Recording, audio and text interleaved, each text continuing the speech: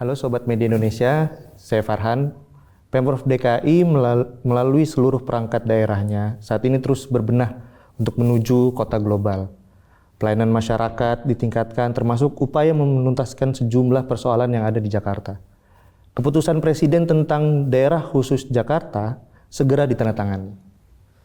Lalu bagaimana nasib Jakarta ke depannya? Lalu seperti apa penanganan selama 2 tahun oleh penjabat Gubernur DKI Jakarta?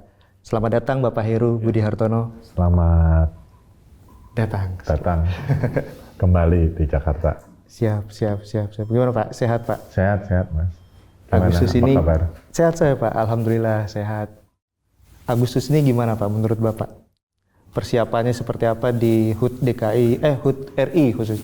Ya, jadi saya 7 kali ini yang ke-8 menjadi Ketua Panitia Nasional HUT RI sejak 2017 sampai dengan 2024. 2024 adalah bagi saya sesuatu yang sangat spesial, sesuatu momen yang memang nanti mengukir sebuah sejarah.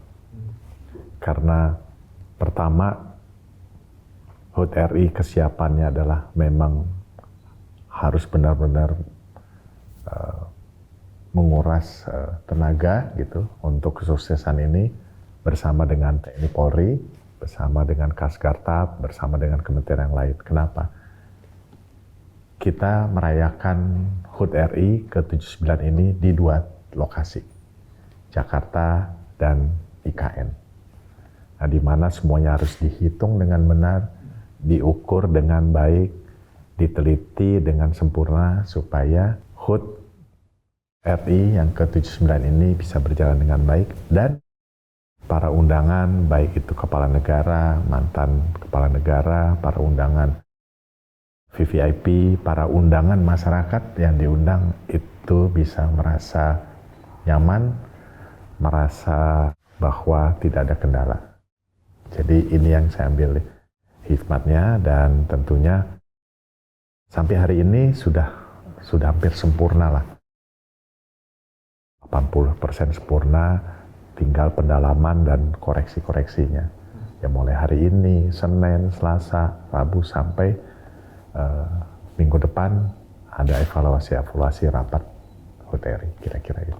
Kok jadi bicara HUT RI, kan ini kita di balai kota ya? Ya, nanti kita tarik ke balai kota ya, Pak. Kira-kira gitu Mas. Iya, siap. Mudah-mudahan mohon doanya bisa berjalan dengan baik.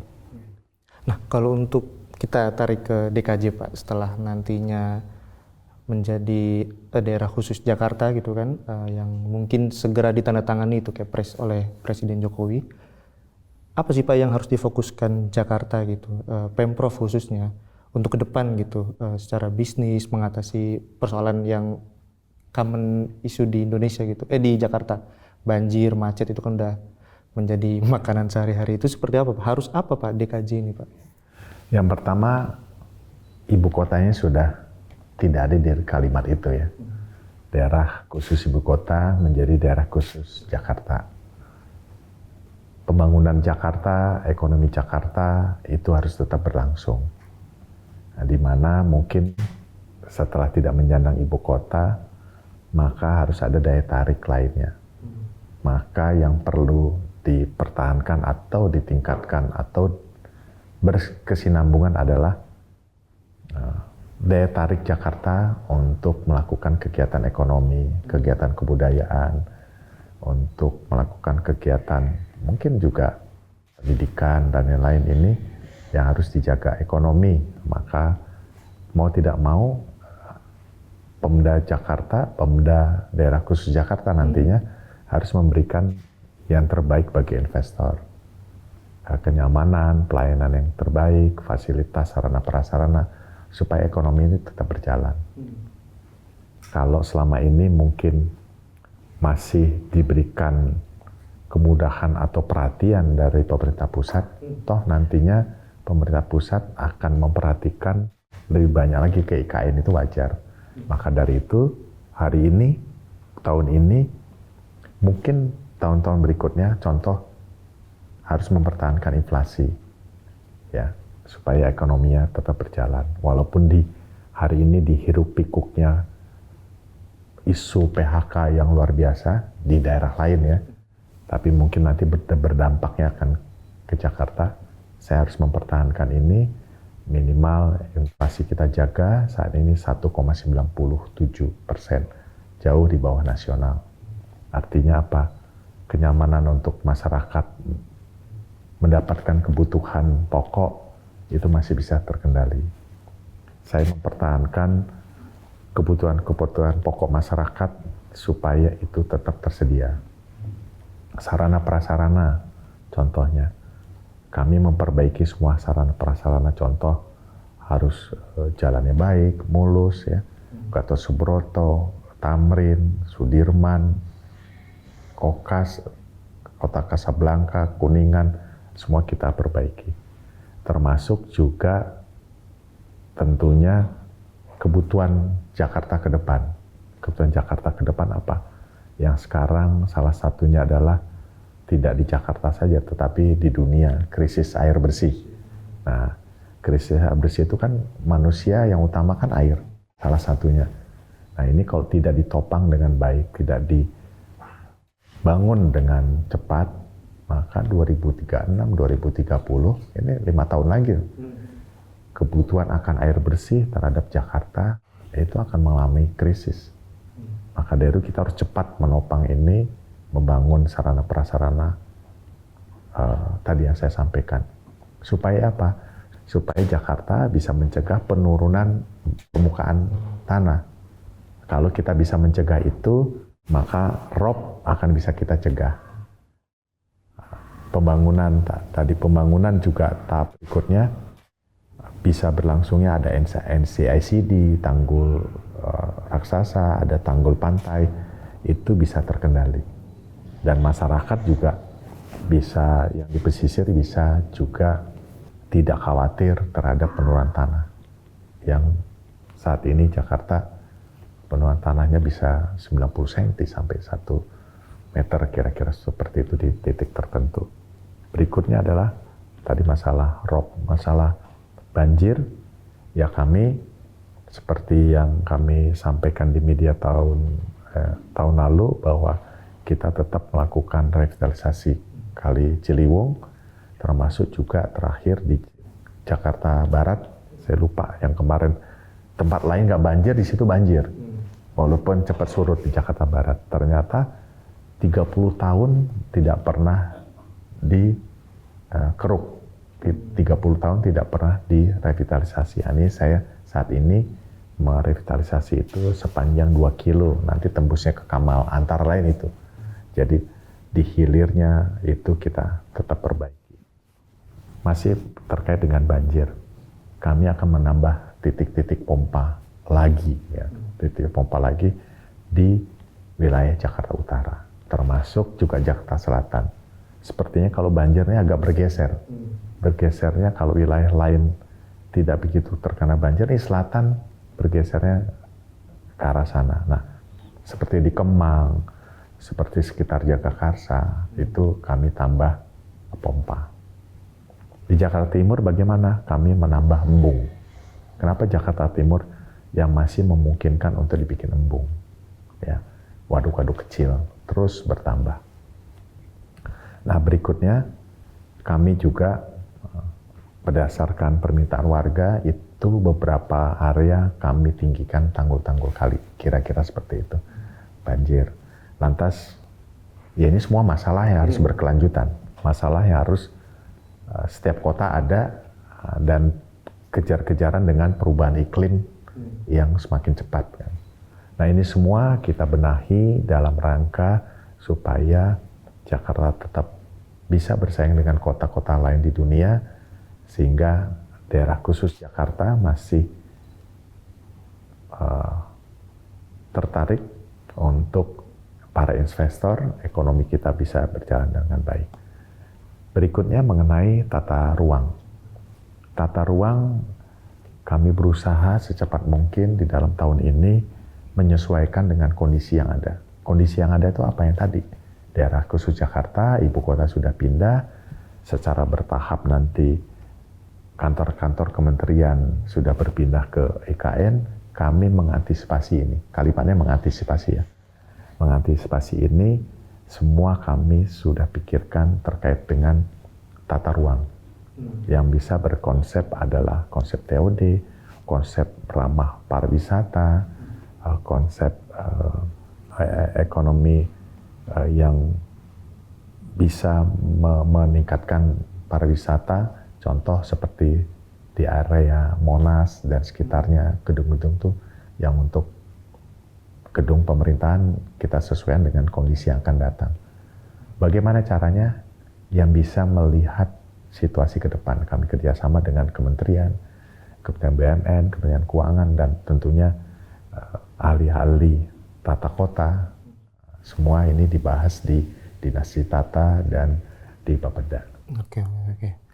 Itu berarti target 5 tahun ke depan atau seperti apa, Pak? Target itu harusnya tidak 5 tahun ke depan, sampai 2045. RTW kemarin. Iya, sampai 2045 kurang lebih seperti itu. Oke. Baik, Pak. Ini Pak ya, saya mau bertanya sedikit tentang ini Pak. Apa sih Pak yang membuat Pak Heru Budi ini kemarin 2 tahun yang lalu itu mau mengemban amanah menjadi PJ Gubernur gitu? Sebenarnya penetapan saya sebagai PJ Gubernur tuh secara pribadi saya isunya tahu, tapi prosesnya yang tidak tahu. Bukan tiba-tiba. Saat itu ada proses PJ Gubernur di beberapa daerah termasuk DKI Jakarta. Dan itu dari Presiden, dari Kementerian Dalam Negeri menugaskan saya sebagai PJ Gubernur, yang namanya penugasan harus menjalankan transisi pemerintahan ini yang mau nggak mau harus dijalankan. Nah, selama 2 tahun ini kan kiprah Bapak sebagai penjabat gubernur ini kan banyak respon masyarakat, warga, entah kalau sekarang sebutannya netizen atau segala macam. Bagaimana Bapak menyikapi itu gitu Pak? Melihat dibanding-bandingkan dengan gubernur-gubernur sebelumnya sampai saat ini ada yang bilang Bapak mau maju lagi untuk menjadi gubernur. Bagaimana tanggapan Bapak seperti itu Pak? Jadi yang pertama begini, saya di dalam menjalankan tugas dimanapun ya, saya selalu menghormati senior. Ketika saya jadi wali kota, walaupun sebelum wali kota kepala bagian, jadi wali kota, kepala BPKD. Kalimatnya adalah menghormati senior-senior yang ada. Begitu saya jadi PJ Gubernur, di Equestrian kumpulkan semua pejabat, kalimat yang saya sampaikan begini. Semua kebijakan-kebijakan senior-senior, artinya gubernur-gubernur sebelumnya, harus dilaksanakan jika program itu adalah menyentuh kepada masyarakat banyak. Ya. Dan gubernur itu adalah sangat hebat, sangat baik adalah di masanya. Jadi gubernur itu ada masanya, ya kan? Gubernur Suryadi, almarhum Suryadi Sudirja, ya dia cocok pada masanya seperti itu. Pak Setioso hebat di masanya, Pak Fauzi Bowo luar biasa, Pak Jokowi, Pak Ahok, dan Pak Anies. Kalau saya sekarang dibandingkan dengan yang lalu, situasi aja sudah berbeda kok. Apakah sama situasi 2 tahun lalu sama sekarang? Ya 2 tahun yang lalu ada COVID, sekarang enggak. Ya kan, contohnya itu. Ketika COVID jalannya sepi, ya memang ada pembatasan wilayah, sekarang rame. Terus dibilang dulu nggak macet, sekarang macet. Nggak bisa. Saya tidak pernah menjelekkan senior-senior saya. Terkait dengan program-program, kalau masyarakat atau bahkan mantan pejabat yang nggak tahu, ya bilangnya seperti itu. Padahal negara ini menyusun sebuah program, itu kan ada berkelanjutan. Contoh, saat ini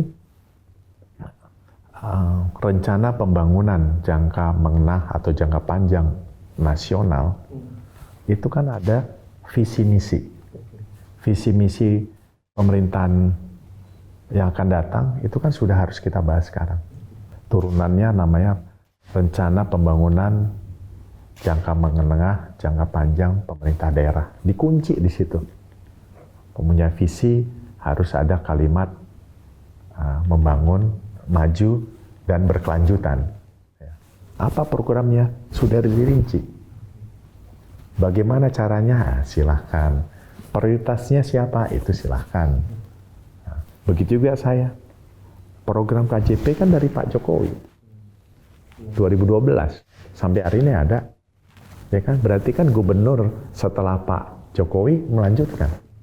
Meneruskan.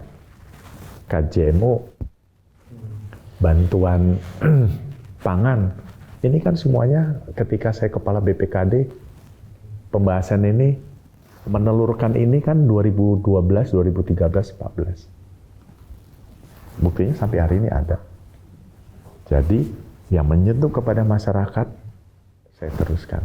Nah, prioritas-prioritas inilah yang menjadi seninya gubernur, seninya pimpinan. Banjir, kita teruskan. Ya. Nah, ini semua juga dilihat dari anggaran. Saya ASN asli. Ya, jadi saya ingin semua berjalan dengan baik sesuai dengan tatanan kaidah-kaidah manajemen keuangan daerah. Ya kan? KJP kami rapikan sesuai dengan data. Datanya data siapa? Data DTKS, P3KE. Kalau anggarannya tidak cukup dengan data itu, kita tambahkan. Coba, mana yang saya hold untuk kepentingan masyarakat? Nggak ada. Semua saya rapikan sesuai dengan tata cara manajemen keuangan daerah, tata cara prudent good government. Ya. Nggak bisa, sembarangan tuh nggak bisa. Kira-kira seperti itu. Oh, saya kenapa PJ Gubernur? Ya namanya melaksanakan tugas. Rambu-rambu itu semuanya sudah ada. Tidak mungkin menyimpang. Nah, tatanan-tatanan ini yang kami laksanakan, saya paham benar lah. Masalah APBD, masalah manajemen keuangan, masalah organisasi OPD, organisasi perangkat daerah, apa itu Bapeda, apa itu Kominfo, struktur organisasi para wali kota di bawahnya, ada kepala bagian sarana prasarana kota, ada kepala bagian Kesra, ada kepala bagian keuangan, ya kan. Begitu juga nanti ada musrenbang, usulan dari masyarakat, naik dari warga, kecamatan, kelurahan, wali kota. Nah, tadi kan maksud masalah PJ Gubernur. Nah, PJ Gubernur ini kan melangsungkan atas perintah dari Kemendagri untuk pemerintahan ini bisa berjalan dengan baik. Kedepannya mau seperti apa Pak? Dengan dibandingkan gubernur, terus 5 tahun ini kan berarti Bapak sudah 30 tahun berkiprah di DKI, menjadi birokrat ASN lah untuk saat ini gitu. Bagaimana nantinya kalau misalkan yang sudah dibangun ini, itu bakal dipimpin oleh gubernur yang tidak sejalan dengan ini Pak? Seperti apa Pak? Nah, sebentar, ini ada sesuai dengan instruksi. Jadi tidak bisa begitu membangun sebuah daerah, dimanapun. Jadi siapapun yang melakukan nanti menjadi pemimpin Jakarta, harus mengikuti rambu-rambu yang ada. Rencana tata ruangnya sudah ditetapkan, APBD-nya sudah disiapkan, rencana pembangunan jangka panjang, menengah 5 tahun ke depan sudah disiapkan, tahun depan 2025 apa saja yang akan dilakukan. Nah, yang akan berkampanye melihat itu, yang sudah ditetapkan oleh pemerintah pusat, Kemendagri. Bapak kan sudah melihat, Bapak sudah merancang, apa tidak langsung turun saja Pak untuk mencoba peruntungan di Gubernur DKI gitu Pak, di Pilkada gitu Pak. Banyak isu juga kan membilangkan Bapak juga salah satu yang diusung beberapa partai di DPRD juga Pak. kemarin juga. Itu seperti apa tanggapannya Ya, Bapak? jadi gini, berkarir membantu menorehkan sebuah pemikiran, mengabdi kepada negara kan nggak harus menjadi gubernur, bisa di mana saja. Ke depan Jakarta tantangannya lebih berat, ya kan? Kita lihat saja saat ini PHK ada di mana-mana. Maka Jakarta harus bisa melihat ini. Kalau PHK ada di luar Jakarta, mungkin mereka akan mencari pekerjaan yang lebih baik ke Jakarta. Kalau iya dapat pekerjaan. Kalau tidak, di sisi lain itu adalah hak masyarakat. Maka pemerintah daerah, misalnya nanti namanya daerah khusus Jakarta, dari berbagai, saya tidak tahu yang datang itu berbagai kelompok dan golongan status, maka kalau menurut saya Jakarta ke depan harus bisa mempersiapkan ini semuanya. Lapangan kerja kita siapkan, tapi kan pasti terbatas, ya kan? Pasti terbatas. Jika tidak dapat, maka dia akan bekerja sebagai masyarakat yang bekerja di bidang usaha UMKM. Maka Dinas UMKM harus persiapan anggaran untuk membantu mereka. Jika belum dapat pekerjaan, statusnya bagaimana? Menjadi kelompok rentan miskin. Maka bantuan safety net, social safety net harus ditambah. Mudah-mudahan PAD kita bisa terus bertambah. Maka tadi yang tadi saya sampaikan, untuk menyongsong ini semuanya, menghadapi ini semuanya, ekonomi harus jalan. Ekonomi harus jalan. Siapapun gubernurnya, ya harus ada kata kalimat berkelanjutan. Cuma prioritasnya yang mana? Kan kira-kira seperti itu. Kalau Bapak prioritasnya yang mana? Pertama adalah kita harus membantu masyarakat di bidang ekonomi. Supaya dia bisa bergerak menjadi mandiri. Terus berikutnya tentunya kan di dalam dunia kehidupan real, tentunya ada yang tersisihkan, ada yang belum mendapatkan rezeki. Nah ini perhatian terhadap safety sosial, ya, social safety net.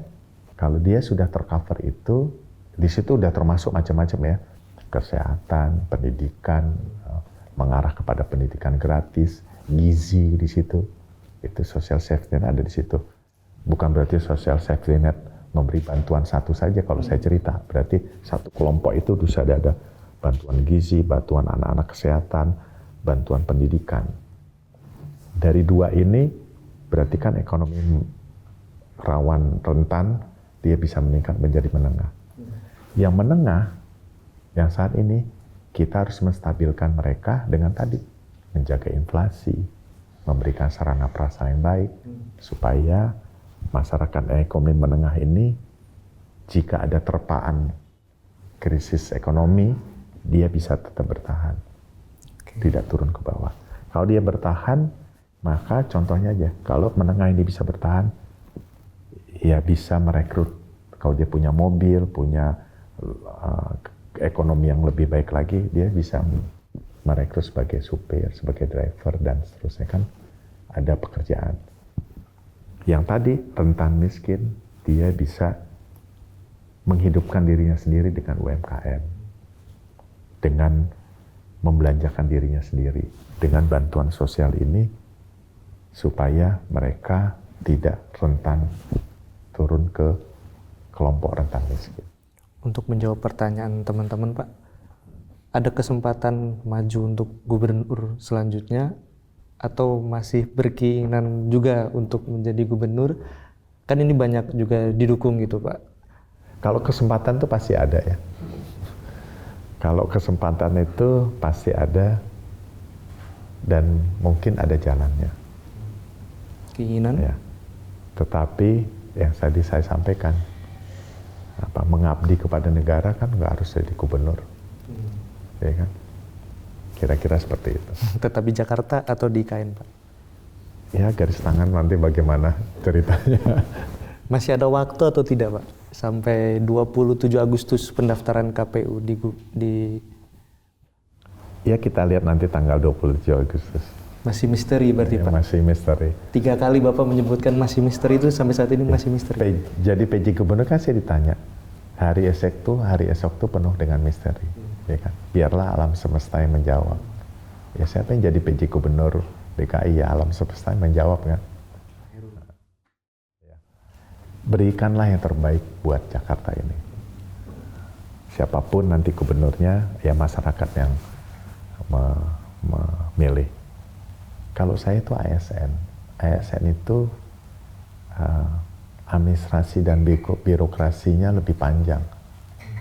Ya, harus permohonan izin dulu, mengundurkan diri dari PJ Gubernur.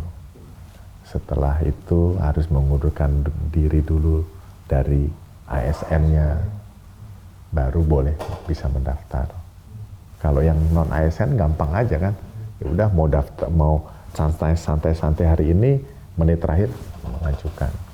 Terus di sisi lain harus menjadi kader partai. Kan? Enggak juga Pak. Oh enggak juga. Oke, terakhir Pak, ya untuk Jakarta sendiri Pak, ini kan Bapak juga sudah 2 tahun menjabat, ada yang bilang juga kan ini sebagai warming up Bapak untuk 5 tahun ke depan gitu kan, nanti mohon ditanggapi juga. Yeah. Ya terakhir harapan Bapak sendiri untuk Jakarta, untuk Indonesia dan di HUT RI ke-79 juga, kemarin juga sempat kita, Jakarta juga kan 497 juga, mungkin bisa disampaikan Pak. Yeah. Tentunya harapan saya Jakarta ini bisa nyaman untuk masyarakatnya.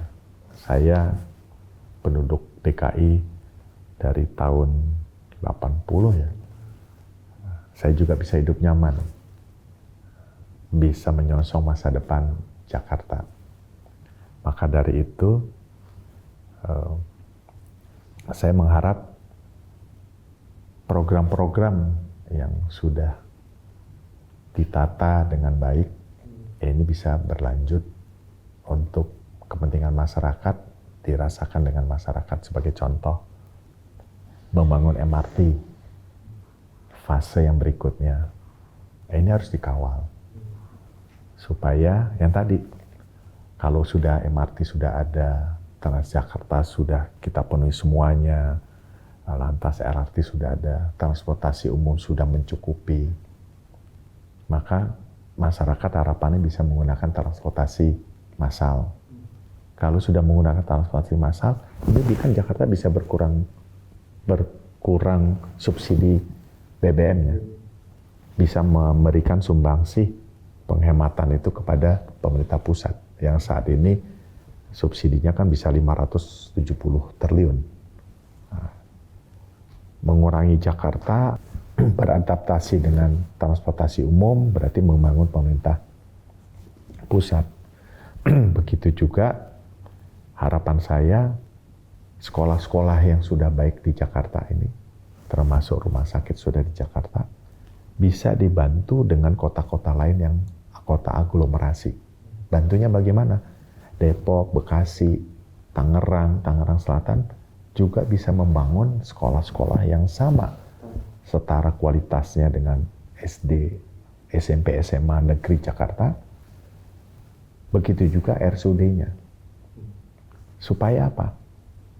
Supaya PR Jakarta ini bisa dikurangi. Contoh, kemarin kita lihat ada berita sekolah SMP, SMA masih kurang. Ya masih kurang. Terus kita berkutat di situ kalau kota aglomerasi ini tidak bisa membangun yang sama dengan Jakarta.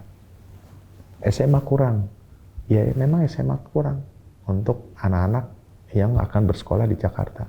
Orang tahun ini saya melihat sudah ada anak yang dititipkan kepada omnya, kepada tantenya, kepada ini, untuk tahun depan dia bisa sekolah di SMA Jakarta. Berarti kan mulai dari Agustus ini sampai besok kenaikan kelas baru, itu berapa ribu anak pindah ke Jakarta.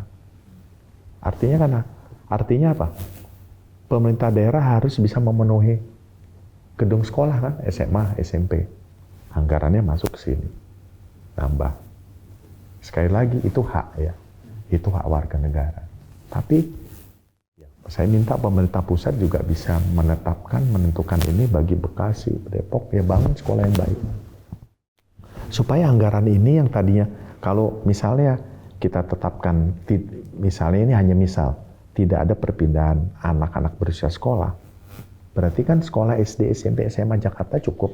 Kalau yang cukup kan kita bisa bergeser ke subsidi transportasi, bisa membangun transportasi, bisa lebih cepat membangun transportasi. Kalau membangun cepat transportasi, subsidi bahan bakar minyak bisa berkurang banyak. Pemerintah pusat bisa mengalokasikan ke tempat yang lain. Ini kan bertalian semua. Begitu juga rumah sakit. Rumah sakit, RSUD DKI cukup baik, ya orang berobat pada di Jakarta. Jadi ya problem Jakarta tidak akan selesai. Maka dari itu Pak Jokowi selaku Presiden Republik Indonesia memberikan pandangan supaya pembangunannya merata. Termasuk tadi kembali lagi ke IKN, supaya pemerataan. Nah inilah pentingnya di dalam undang-undang daerah khusus Jakarta ada namanya aglomerasi yang nanti dipimpin oleh Wakil Presiden. Sangat diperlukan. Maka dari itu kalimat saya, sukses Jakarta untuk Indonesia kan pas gitu kira-kira. Sampai 5 tahun ke depan. Sampai 5 tahun ke depan. Ya kira-kira gitu Mas. Siap.